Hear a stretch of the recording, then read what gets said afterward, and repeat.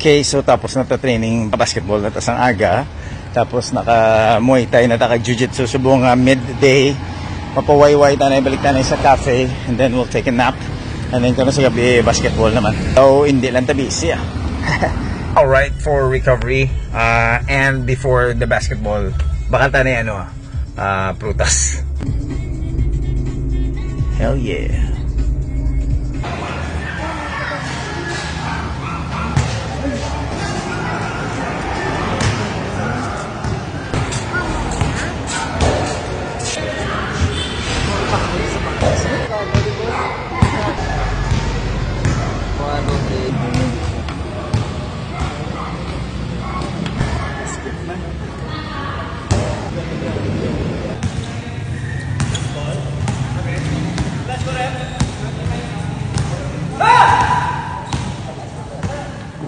Hello, what's your channel?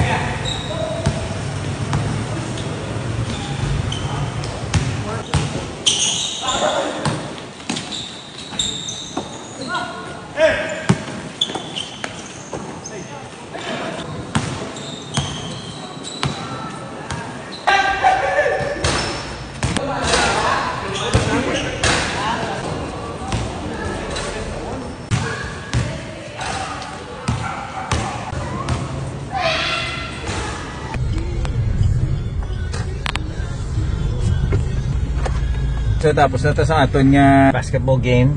Kailangan na mag-recover. Na isang piyaya kay crave feed kita isang sugar kag na biskotso. Let's go.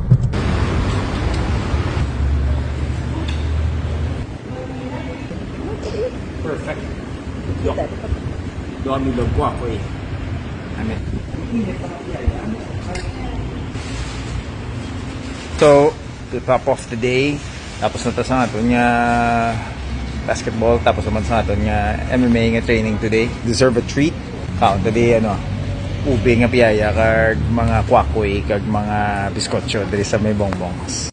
Ari gid sang wala gad to sa may cafe Nami lang sa maghambal-ambal.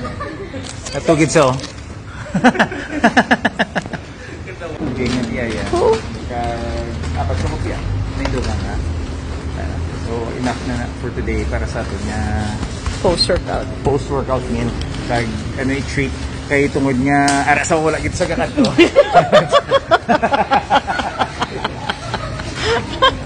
Ngalagyo sa diyo. Tawa lang. Sige. Guard.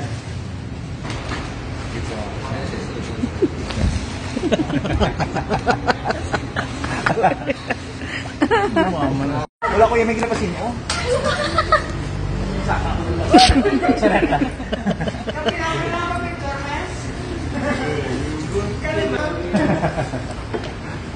Tede.